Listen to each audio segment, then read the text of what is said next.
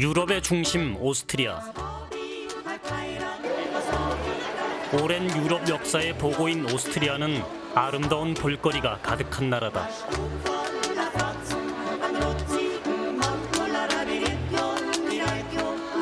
모차르트의 고향인 잘츠부르크는 음악의 도시. 어느 곳을 가든 아름다운 선율이 여행자의 가슴을 파고든다.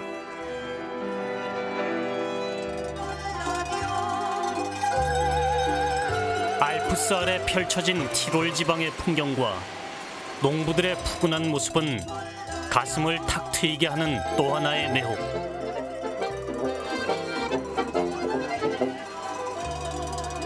예술과 풍경이 어우러져 여행자를 부르는 오스트리아 잘츠부르크를 간다.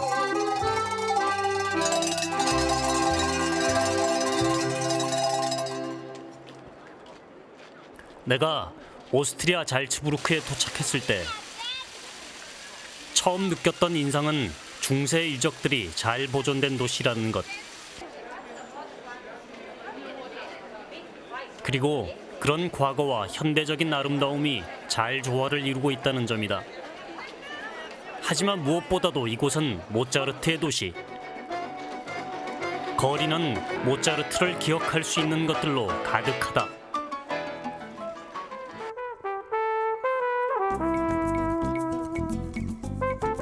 나는 인천공항을 출발 10시간을 날아 먼저 프랑크푸르트에 도착한 다음 독일, 스위스, 이탈리아, 헝가리 등 8개 나라에 둘러싸인 유럽의 중심 오스트리아 잘츠부르크에 도착했다.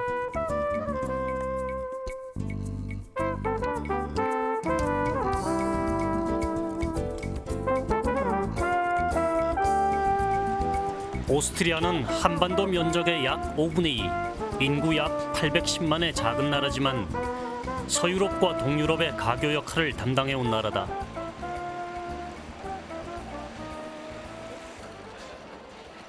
오스트리아에서 수도 빈 다음으로 유명한 잘츠부르크. 나는 설레는 마음을 안고 다른 여행자들과 함께 인포메이션 센터부터 찾아갔다. Kennen Sie Weber Salzburg erklären? Das Festival, die Festspiele im Festspielhaus. Ich kann Ihnen den Veranstaltungsplan geben. Dann gibt es Stadtrundfahrten. Diese hier. Und die führen Sie überall herum. Auf der Festung, in die Schlösser, zu den Mozart-Museen. Das heißt, das ist das meiste, was ich Ihnen jetzt sagen kann. Okay? Bitte. 잘츠강보다 120m나 높은 메니스베르크 언덕 정상에 있어 잘츠부르크 어디서나 보인다는 호엔 잘츠부르크 성. 여행의 시작이다. 이곳에 오르기 위해 대부분의 여행객들은 1892년에 설치됐다는 케이블카를 이용한다.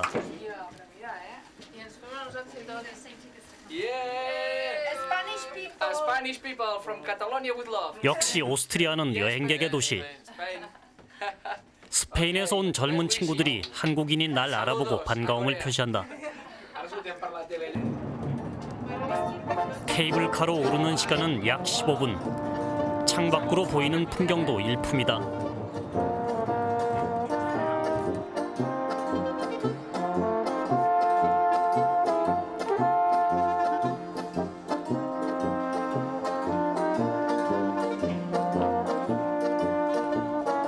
성에 올라서면 잘츠부르크 시내를 한눈에 바라볼 수 있다.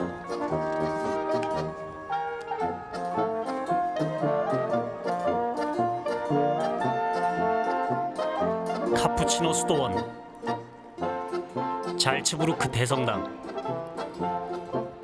미라벨 정원 등 고풍스러운 모습들이 구시가지와 신시가지 사이를 흐르는 잘츠강과 함께 펼쳐지고 그 조화로운 풍경이 여행자의 마음을 푸근하게 한다.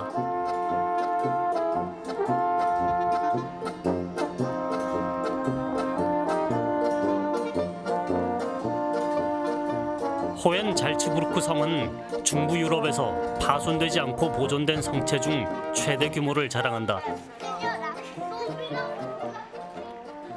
1077년 게브하르트 대주교가 창건한 성으로 남부 독일 제후의 공격에 대비해 짓기 시작해 17세기까지 확장 개축을 해왔고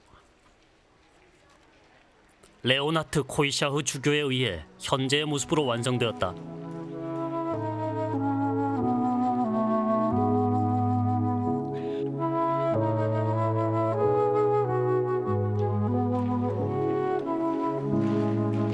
독립된 마을 하나 정도의 규모라는 성의 내부엔 다양한 박물관도 있어 여행객들을 모은다.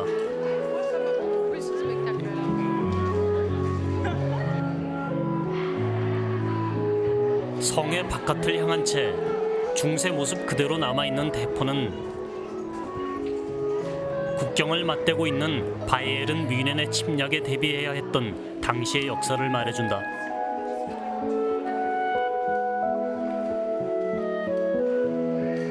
호엔 잘츠부르크 성은 주교들의 피난처, 요새 역할을 제대로 했지만 산꼭대기에 거대 규모의 성을 쌓기 위해 동원되었던 마을 농민들에게 이 무리한 공사는 재난이었다. 결국 이 공사는 훗날 농민 전쟁의 단초가 되기도 했는데 성의 안내인은 내게 당시의 상황을 전해주었다. Diese Säule ist 5 Tonnen schwer. Und eine Kanonenkugel aus Steinkugel im 1525 ist hier heraufgeschossen durch das Fenster, und ist hier gelandet. Das heißt, die Bauern damals, die Belagerer, die wollten diesen 17 Meter langen Balken treffen, in der Mitte, damit die Decke einstürzt. Aber zufällig ist diese Kanonenkugel hier auf dieser Säule, Marmorsäule, abgeprallt und das erinnert an diesen Bauernkrieg 1525.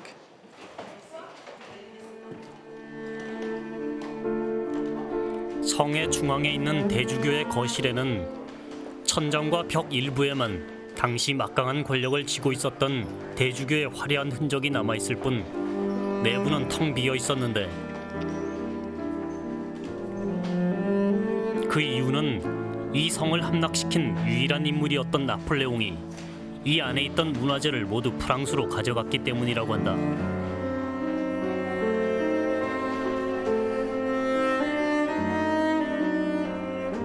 유일하게 남아있는 유물이라곤 사기로 장식되어 3.5톤의 무게에 이르는 벽난로.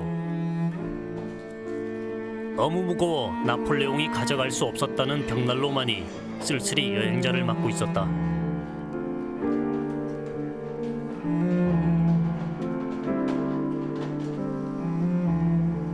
영광과 상처의 역사를 간직한 호엔 잘츠부르크. 성을 끼고 잘츠강은 말없이 흐르고 있었다. 잘츠부르크의 문화 유적은 주로 구시가 쪽에 밀집되어 있다.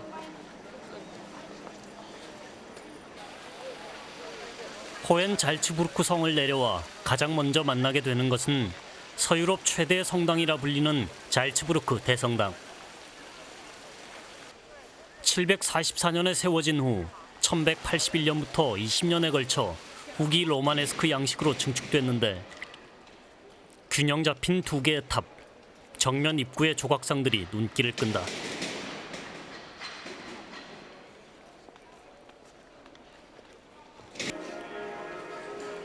내가 성당을 찾았을 땐 마침 미사 중이었다.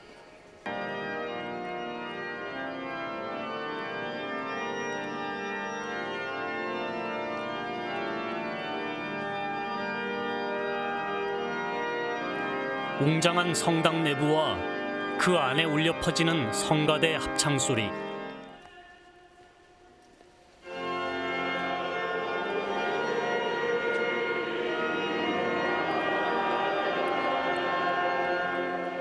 경건하게 예배를 드리는 모습은 오스트리아가 16, 17세기를 강타한 유럽의 신구교 분쟁을 치르면서 가톨릭 전통을 지켜온 나라임을 말해준다.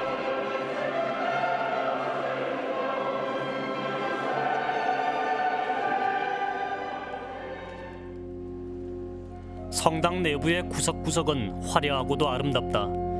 벽면을 장식한 스토코 기법의 회화 작품과 풍부한 대리석이 인상적인데 1598년 대화재로 소실됐다가 1612년 마르쿠스 시티쿠스 주교에 의해 바로크 양식과 로마네스크 양식으로 재건축됐고 제2차 세계대전 때에는 폭격으로 파괴됐다가 1만 명을 수용할 수 있는 현재의 모습으로 복원됐다고 한다. 특히 잘츠부르크 대성당엔 모차르트가 세례를 받았던 세례함이 그대로 보존돼 있어 여행객의 발길을 모은다.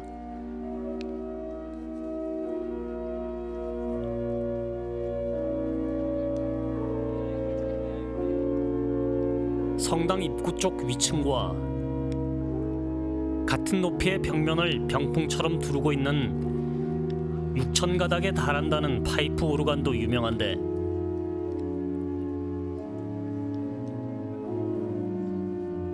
모차르트가 한창 오르가니스트로 활약하던 시절 바로 이 오르간을 연주했었다고 한다.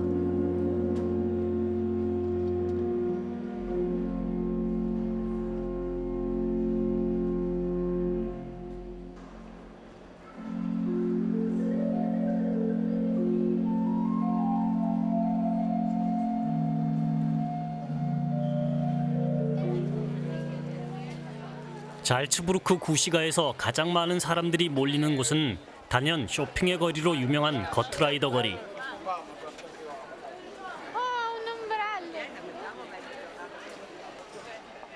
이곳은 거리 곳곳을 수놓은 아름다운 상점 간판 덕분에 더욱 유명하다.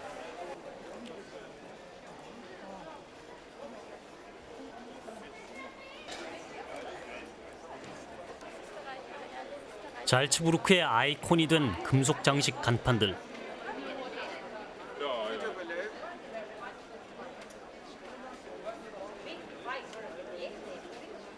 미국의 유명 패스트푸드 체인점도 이곳에 오면 거트라이더 거리 특유의 간판 장식을 내걸 수밖에 없다.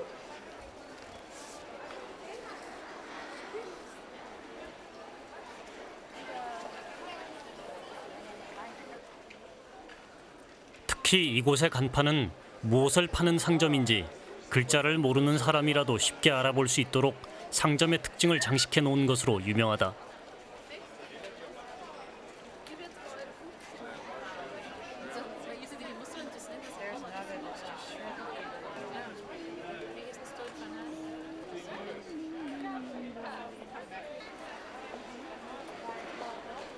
이 거리의 간판들은 한 장인에 의해 유지 보수되고 있다고 해 나는 어렵게 그를 찾아가 보았다. 거트라이더 거리 한켠에 있는 작업실. 간판 장인은 우리나라로 치면 인간 문화재와 같은 대접을 받고 있는 듯 했는데 휴가 기간임에도 불구하고 나는 운 좋게 밀린 작업을 하고 있는 그를 만날 수 있었다. 대장간을 연상시키는 작업실. 계속되는 비로 습하고 더운 날씨였음에도 그는 뜨거운 불 앞에서 작업에 몰두하고 있었다. Alles mit der Hand, ja. Die meisten, aber ich hab sehr viele Lehrlinge. Die Leute, es gibt so viele Schlosserei, der hat einen Sohn in der Stadt Salzburg und am Landgemeinde. Und die schicken dann ihre Söhne zu mir, weil die kommen und fragen mich und es ist in Ordnung. Und die Söhne begeistert es auch, weil der hat ja gar kein Feuer in seiner Werkstatt. Der macht ja nur Aluminium, nur Niroster, wissen Sie, der macht gar nichts sowas wie wir. Ne?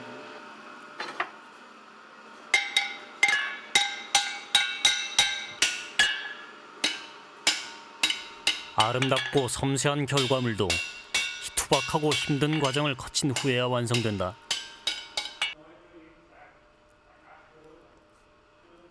그는 묵묵히 대를 이어온 금속공예 작업, 잘츠부르크의 거리를 빛내줄 간판 작품을 만들어내는 일에 열중하고 있었다.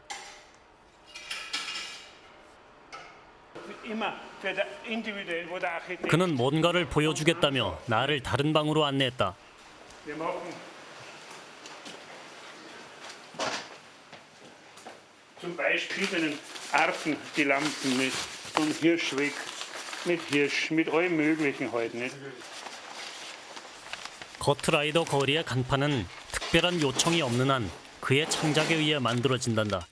Das hat man bei uns bei den Häusern. 간판의 macht man ja 디테일한 solche 장식들도 Beschläge drauf. 쉽게 구할 수 있는 것보다 그가 직접 디자인해 철제물을 깎고 다듬어 제작하는 쪽을 택한다고 했다.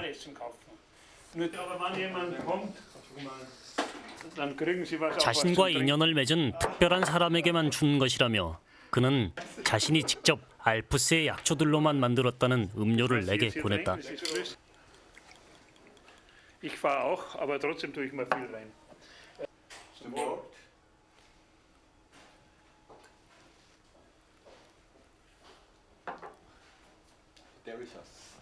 Gut. 맛과 향이 무척 진한 그 음료를 마시면서 나는 자기만의 색깔을 지켜가는 것이 중요하겠다는 생각을 했다.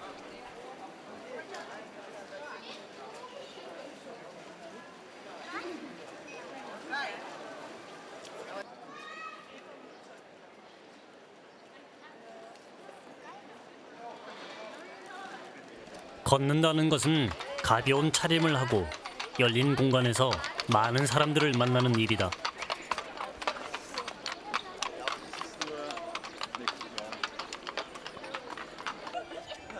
광장에선 언제나 독특한 퍼포먼스가 벌어져 여행자들을 즐겁게 한다.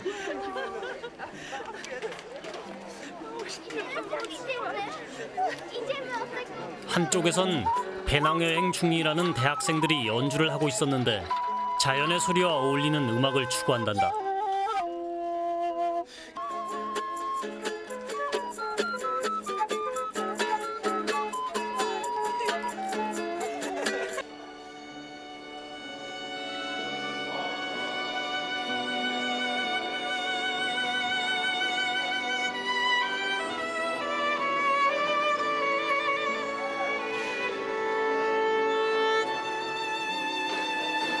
다른 쪽에선 바이올린의 애절한 선율이 지나던 이들의 발길을 붙들고 있고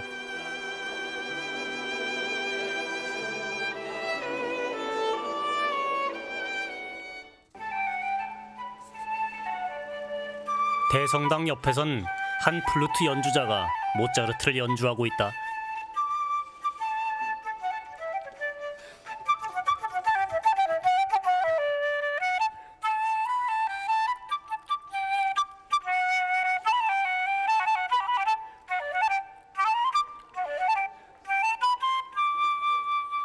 과연 잘츠부르크는 음악이 넘쳐나는 도시였다. Und leider hat er für Flöte sehr wenig geschrieben, weil zu seiner Zeit die Flötisten, die waren so schlecht in der Intonation. Und deshalb hat er lieber für andere Instrumente komponiert, eben für Geige oder Klavier. Und ja, einfach, ich liebe seine Musik. Ich liebe seine Musik wirklich und 모차르트가 태어난 도시 잘츠부르크는 250년이 지난 지금도 모차르트의 도시다.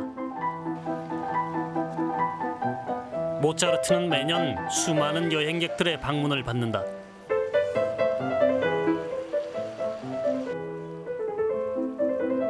이곳에서 모차르트는 하나의 일상이다.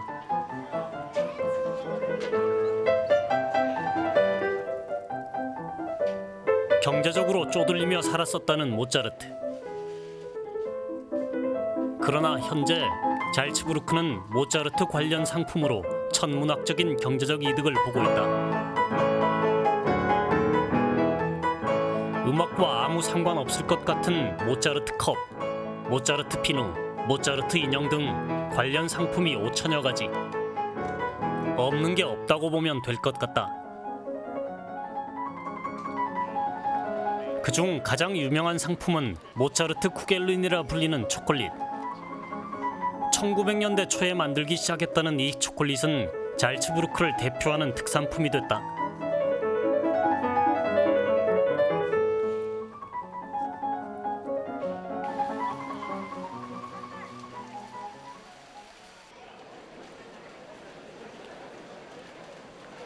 여행객의 발길은 한 곳으로 향하고 있었다. 바로 모차르트 생가.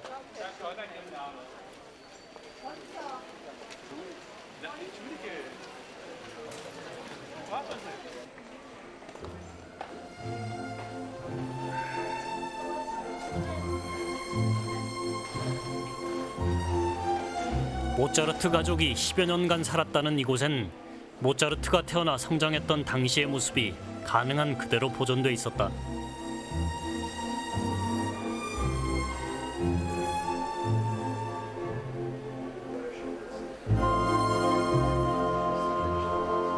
불멸의 천재이자 신이 선택한 예술가로 기억되는 볼프강 아마데우스 모차르트. 궁정음악가였던 아버지로부터 엄격한 음악 교육을 받기 시작한 그는 4살 때 건반 지도를 받자 5살 때 작곡을 했으며 6살 때 연주 여행을 떠나 1762년 여왕제 마리아 테레지아 앞에서 연주, 갈채를 받는다.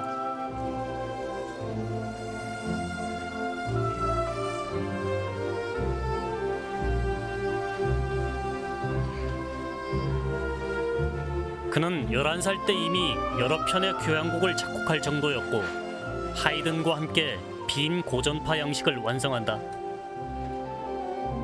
그는 미사곡, 교향곡뿐 아니라 모든 장르의 작곡에 두루 능통했다.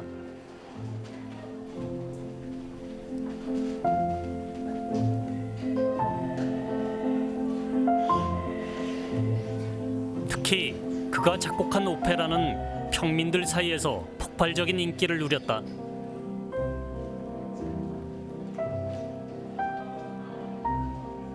궁전의 후원보다는 자유로운 상태에서의 작곡을 좋아했기에 경제적 어려움에 시달렸지만 누구나 쉽게 공감할 수 있는 생기발랄한 음악은 대중의 마음을 웃기고 울렸다.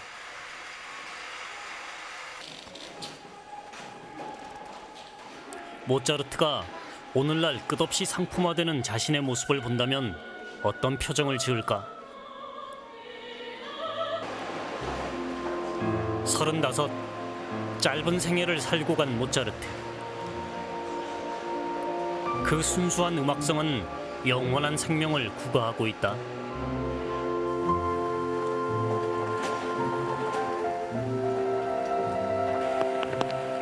잘츠부르크에 며칠째 비가 내렸다. 비오는 잘츠부르크도 또 다른 아름다움을 선사하고 있었지만 촬영을 해야 하는 여행자인 내겐 고통스러운 시간이기도 했다.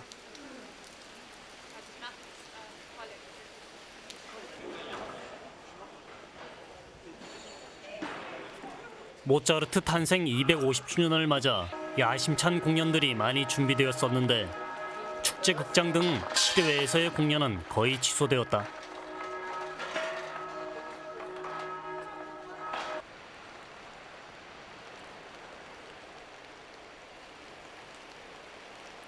이상폭우로 인해 잘츠강이 범람 위기라는 보도까지 나오고 있었지만 그것이 모차르트 공연을 즐기려는 사람들의 발길까지 묶진 못했다.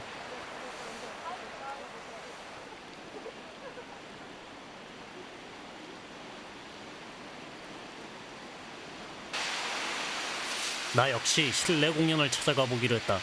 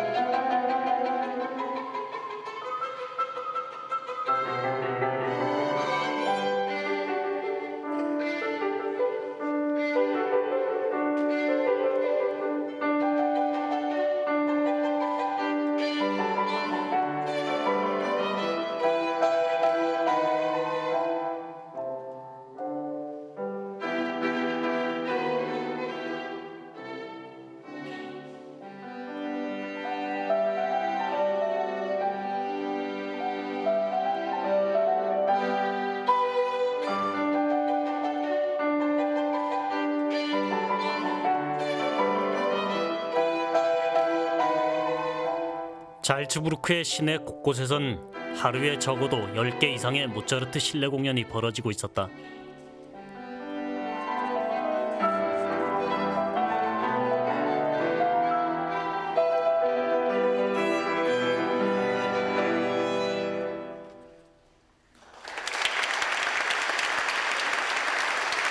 내가 찾았던 소박한 공연 역시 모차르트 특유의 애수 어린 선율로 사람들을 충분히 매혹시키고 있었다. Hier, wir sind jetzt in Ferien hier und wir sind dauernd hierher gekommen, weil es regnet. Ja. Ja, sehr. Er begleitet uns überall hier in ganz Salzburg. Kommen Sie zu dem Festspielzeit nach Salzburg? Ja. Nach 15 Jahren sind wir wiedergekommen. Also jedes Jahr? Nein. Nein. Nicht jedes Jahr. Wir waren vor 15 Jahren Vor hier. 15 Jahren? Ja, und jetzt sind wir wieder hier. Wirklich? Ja. Für den Für die Festspiel? Ja, für die Festspiele.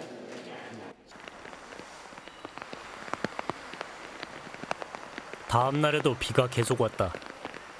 이제 어디로 갈까?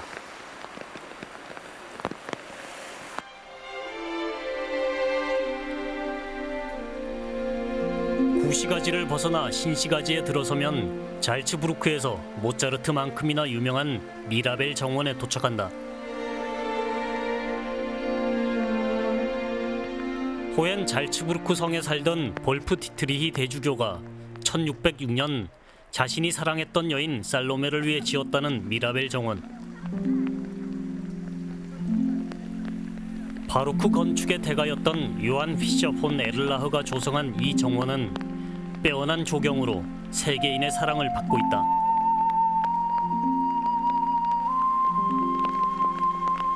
특히 이곳은 영화 사운드 오브 뮤직에서 여주인공 마리아가 대령의 아이들과 도레미송을 불렀던 곳으로 한층 유명해졌다.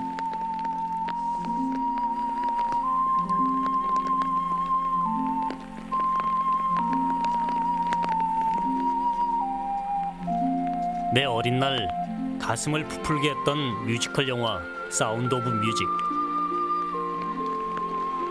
나는 잠시 추억 속으로 빠져들었다.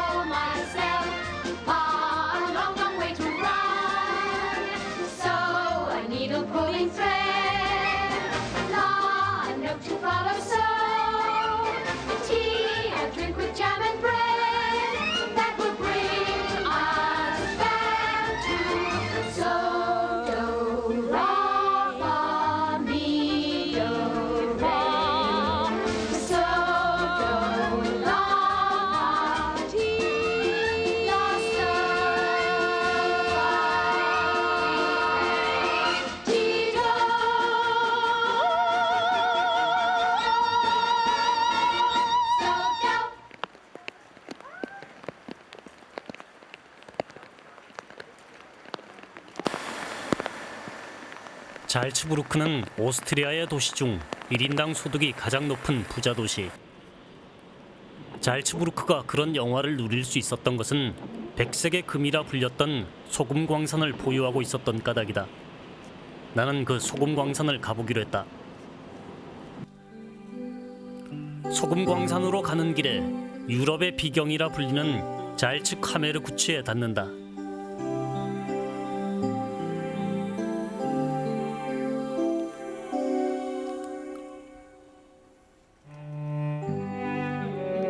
잘츠 카메르 구치란 2000m 이상의 알프스 산들과 평화로운 70여 개의 호수가 그림처럼 펼쳐진 천혜의 휴양지다.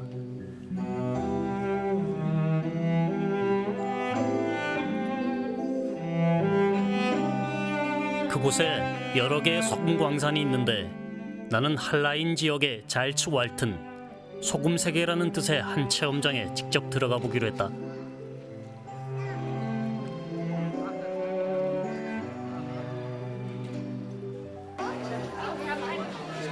내부에 들어서면 흰색 유니폼을 한 벌씩 받는다. 깊고 어두운 땅 속으로 들어가야 하기에 더러워짐을 방지하기 위해서라고 했다. 소금 광산으로 가기 위해선 먼저 레일 위를 달리는 조그만 기차를 타고 1km 이상을 들어가야 한다.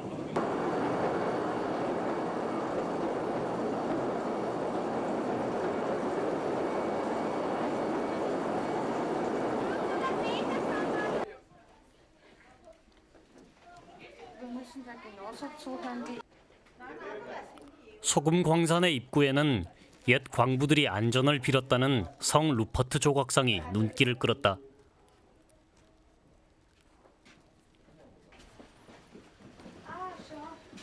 고대 알프스 지대는 산이 아니라 바다였는데 지각 변동으로 인해 융기하면서 빠져나가지 못한 바닷물이 호수를 이루었고 훗날 물은 증발하고 소금만 남아 소금광석, 즉 암염이 만들어지게 되었다고 한다.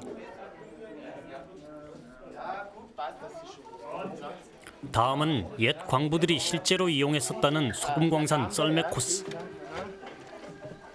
Am Bauch festhalten, gell? So, sehr schön, so. Lady da hinten! Was kannst du nicht tun?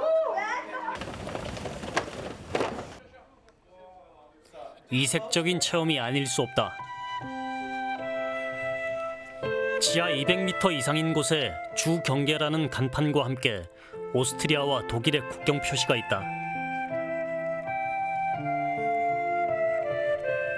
바로 이곳에서의 암염을 하나라도 더 캐기 위한 각축이 오스트리아와 독일의 전쟁 원인이 되기도 했다.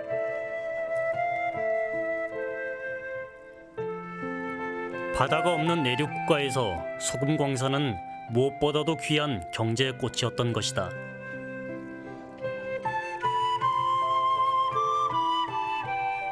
오스트리아와 잘츠부르크 지역에 지속적인 부를 가져다준 소금 광산들은 1989년에야 채산성 악화로 문을 닫게 되었고 지금은 여행 상품으로서의 암염과 옛 흔적들을 보며 광부들의 애환을 느껴본다.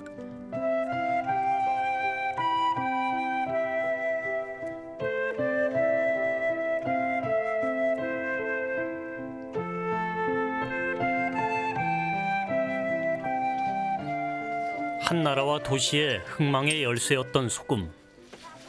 이제야 잘츠부르크 이름의 뜻이 소금성인 이유를 알 것 같다.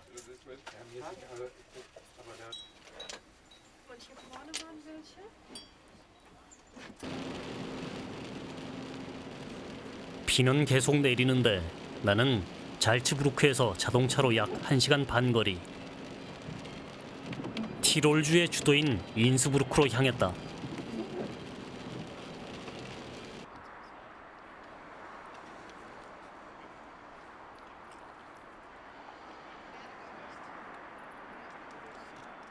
여전히 짙게 드리운 비구름으로 그 모습을 제대로 볼 수는 없었지만 알프스 산맥을 병풍처럼 두르고 있는 인스부르크는 빼어난 자연 경관을 지닌 티롤 지방의 주도다. 1964년과 76년 동계올림픽 개최지로 유명해진 인스부르크는 지금도 각종 동계 스포츠와 레포츠를 즐길 수 있는 곳. 우리에겐 무엇보다 우리 선수들이 쇼트트랙을 휩쓴 동계 유니버시아드 대회로 친숙한 곳이다. 이탈리아, 독일로 넘어가는 교통 요지인 까닭에 옛 로마 시대부터 유럽의 교통, 문화, 행정의 중심 도시 역할을 해오며 알프스의 장미라 불려온 인스부르크.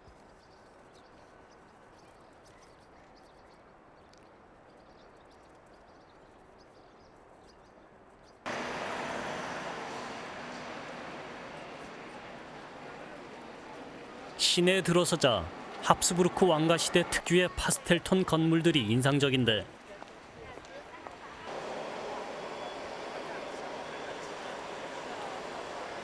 그 중에서도 눈에 띄는 건 인스부르크 왕궁. 1460년 지그문트 대공이 세웠고 1754년 마리아 테레지아 여왕이 아들 요세프 2세의 결혼식 때 유럽 왕가의 하객들을 맞기 위해 화려한 로코코 스타일의 호텔식 건물로 개조한 곳이다.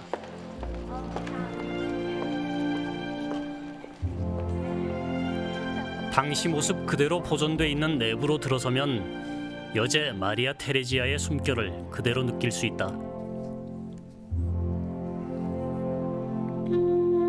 카를 6세의 장녀로 태어나 아버지였던 황제가 갑자기 사망하자 당시 합스부르크가를 물려받아 전쟁을 불사하며 정권을 계승한 마리아 테레지아. 여성은 상속받을 수 없었던 전통의 한계를 극복하고 중요한 치적을 많이 남긴 마리아 테레지아는 자녀를 16이나 두었는데 프랑스로 시집가 루이 14세의 왕비가 되었던 마리 앙투아네트도 그녀의 딸이다.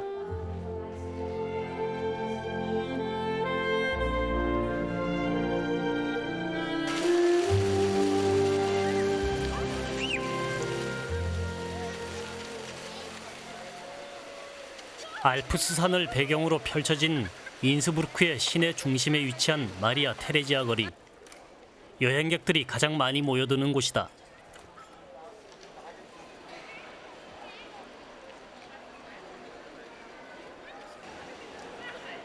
거리의 중앙에는 흰색의 안나 기념탑이 있는데 1706년 스페인 계승 전쟁 때 바이에른 군을 무찌른 기념으로 세워졌다 한다.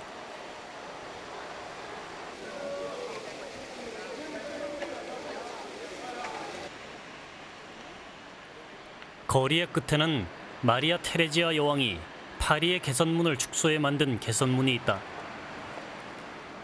원래 아들의 결혼식을 축하하기 위해 만들었으나 갑자기 아들이 죽자 개선문 위에 죽음의 신을 조각했다는 슬픈 사연이 담긴 곳이기도 하다.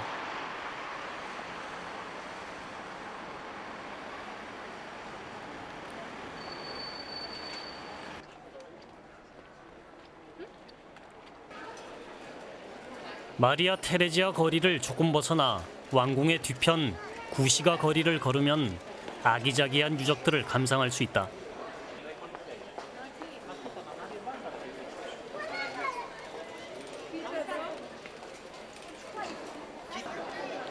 이곳에서 가장 유명한 것은 황금 지붕.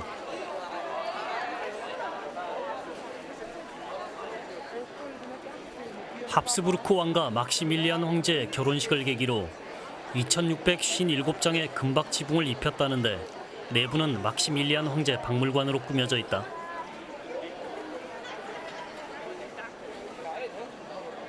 (200년) 전의 모습을 그대로 간직한 아르떼 건물 등 아름다운 유적들. 은은한 운치를 바라는 인스부르크 구시가의 건물들을 보다가 내 눈길을 끈 것은 건물마다 창가 쪽에 각기 다른 형식으로 그려진 성모 마리아가 아기 예수를 안고 있는 모습들. 알고 보니 30년 전쟁과 무서운 흑사병을 치른 후 더 이상의 불행이 없기를 기원하며 그려놓은 것이라 했다.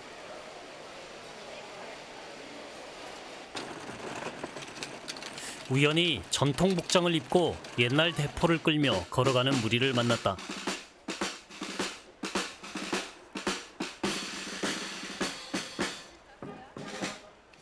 큰 마을 행사가 열리는 것 같았다.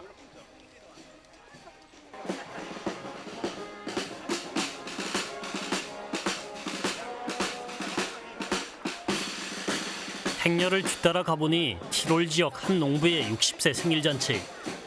우리로 치면 환갑잔치를 벌이고 있는 것이었다.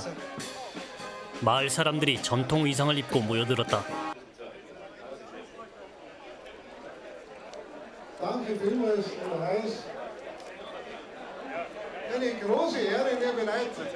잔치의 주인공이 인사말을 하자 마을 사람들과 지인들이 축하의 박수를 건넸다.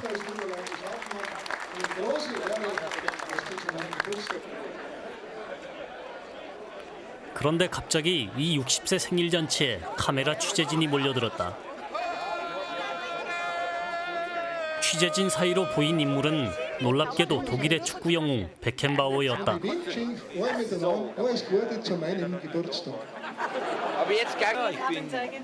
Ich wohne hier seit 25 Jahren, wohne ich 5 Minuten von hier. Und deswegen ist der Stangelwirt oder der Balthasar Hauser immer, wenn ich Freunde treffe oder wenn ich irgendwelche auch Geschäftsfreunde treffe, dann trifft man sich hier beim Stangelwirt, beim Balthasar Hauser, weil halt einfach, das ist ein, ja, wie soll ich sagen, das ist ein Muss. Das ist, jeder, der hier in der Region ist oder vorbeifährt, der macht Station beim Stangelwirt. Also das ist eine Institution geworden. 베켄바우어와 오늘 생일을 맞이한 농부는 오랜 친구 사이였던 것이다. 소박한 자세로 원하는 사람들에게 일일이 사인을 해주고 포즈를 취해주는 베켄바우의 모습이 인상적이었다.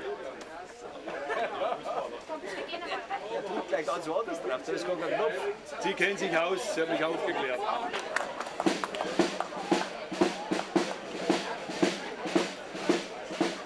본격적인 생일 축하 행사가 전통 악단의 연주와 더불어 시작되었다.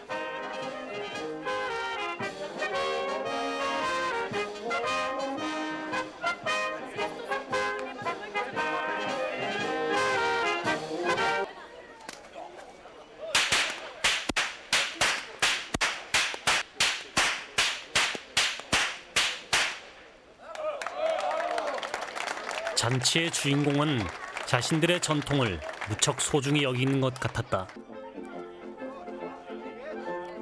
계속되는 비로 인해 나머지 행사는 실내에서 진행되었는데 생일을 맞이한 주인공이 농부답게 케이크 대신 훈제 돼지고기를 자르는 것으로 시작되었다.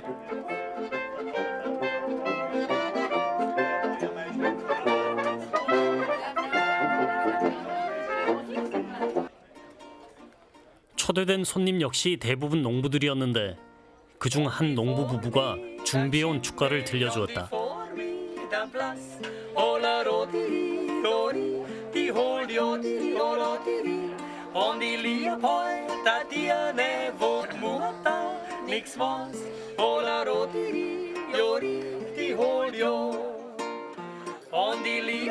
평생 알프스 기슭 티롤 지방에서 가축을 키워왔을 농부 부부의 요들송은 그 어떤 전문가의 노래보다도 내게 깊은 감명을 주었다.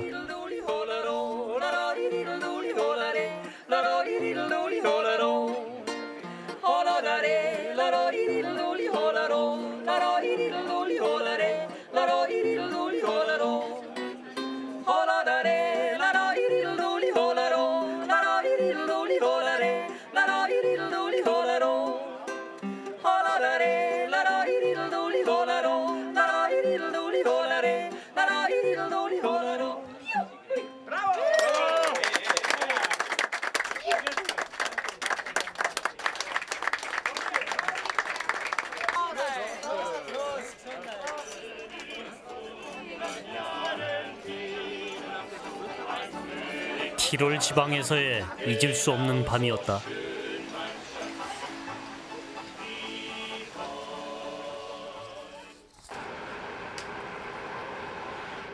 다음날 아침 알프스 정상에 눈이 왔다는 소식에 나는 당장 알프스로 향했다.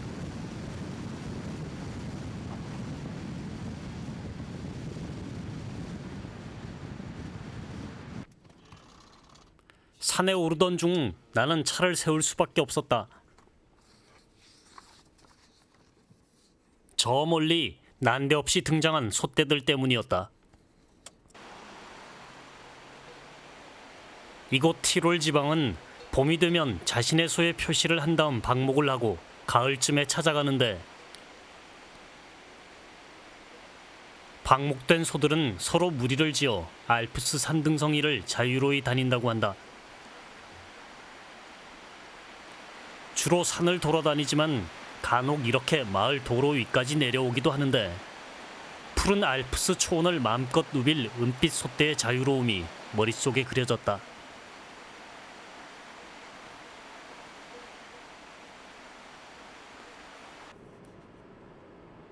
산 정상에 가까워질수록 안개는 더욱 짙게 드리워졌다.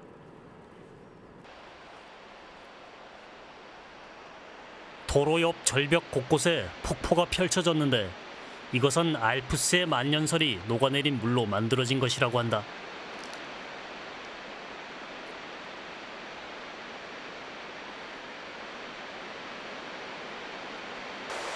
이때 물 색깔이 탁하면 오래된 만년설이, 물빛이 옥색이면 근래에 내린 눈이 녹은 것이라 하는데 나는 두 가지가 섞인 물빛을 볼 수 있었다. 나는 차로 올라갈 수 있을 만큼 간 후 다시 케이블카에 올라탔다.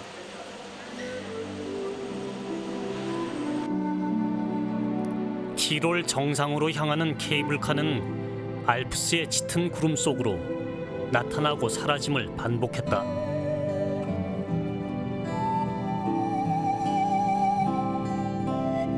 다시 케이블카를 갈아타고 2,000m에 도달하자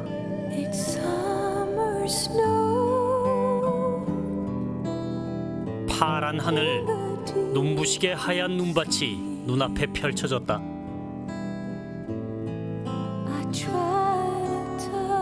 만년설이 끝없이 펼쳐진 곳, 티롤의 정상에 다다른 것이다.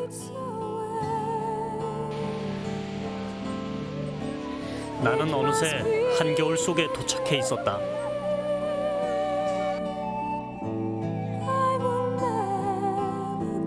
(3,165m) 백두산보다 400m 이상 높은 티롤의 정상. 눈부신 만년설 때문에 눈뜨기조차 힘들었지만 계속된 빗줄기로 지친 내 마음을 채워주기엔 충분했다.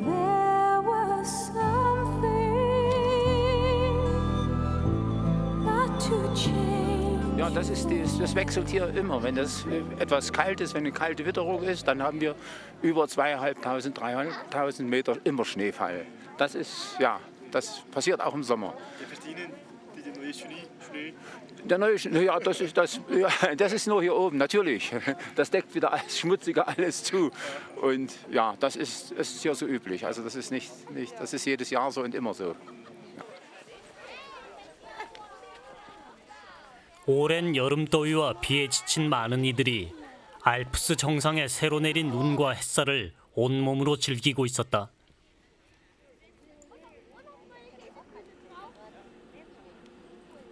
자연이 준 선물 티롤.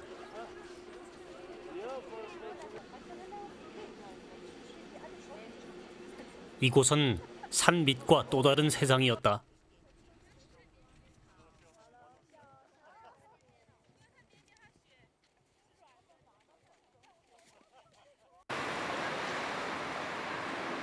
여행을 마칠 시간이 다가오고 있었다. 나는 인스부르크 역에서 기차를 타고 다시 잘츠부르크로 향했다.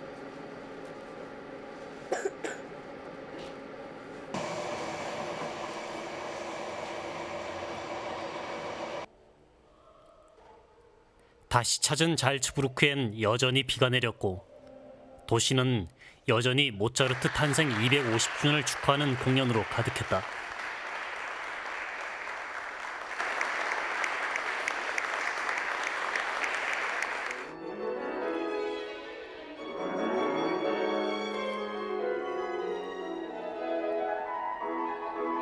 특히 이날 공연의 피아니스트는 한국 유학생.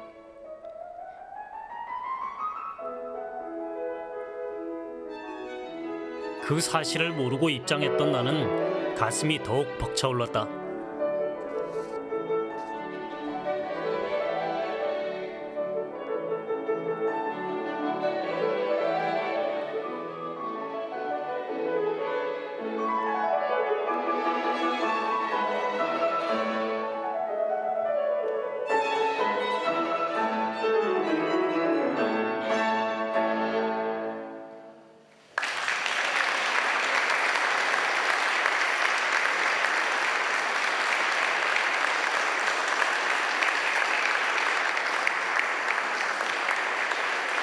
옛날에는 여기가 모차르트 시티라는 그런 느낌을 그냥 사실 못 받았어요. 그냥 이제 관광객만 보고 그렇구나 이렇게 생각을 했었는데 정말 이렇게 크게 축제를 하니까 되게 내가 진짜 이 모차르트가 살았던 곳에 있구나 이런 느낌이 들어요. 야외 축제 극장에서는 비싸고 표 구하기도 힘든 모차르트의 오페라를 녹화해서 일반인들이 볼 수 있게 틀어주고 있었는데 밤 10시를 넘긴 시각, 비가 오는데도 사람들은 진지하게 그 오페라를 감상하고 있었다.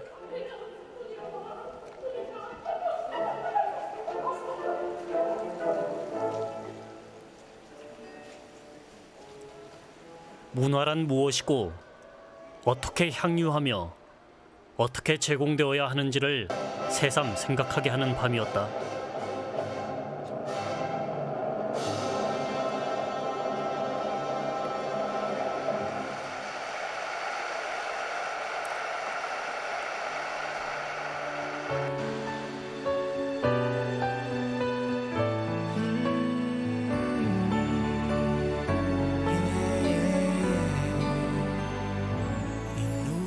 과거와 맞닿아 있는 오스트리아의 도시 잘츠부르크. 모차르트가 살았던 시대의 왕족들은 상당수가 음악을 사랑했고 전문 연주자를 능가할 만큼 연주 실력이 뛰어났었다고 한다. 그들은 그런 열정으로 예술가를 탄생시켰고 후손들은 조상의 것을 가꾸며 살아간다. 나는 나의 소중한 것들로부터 너무 단절되어 있는 것은 아닌가 하는 생각에 잠이 오질 않았다.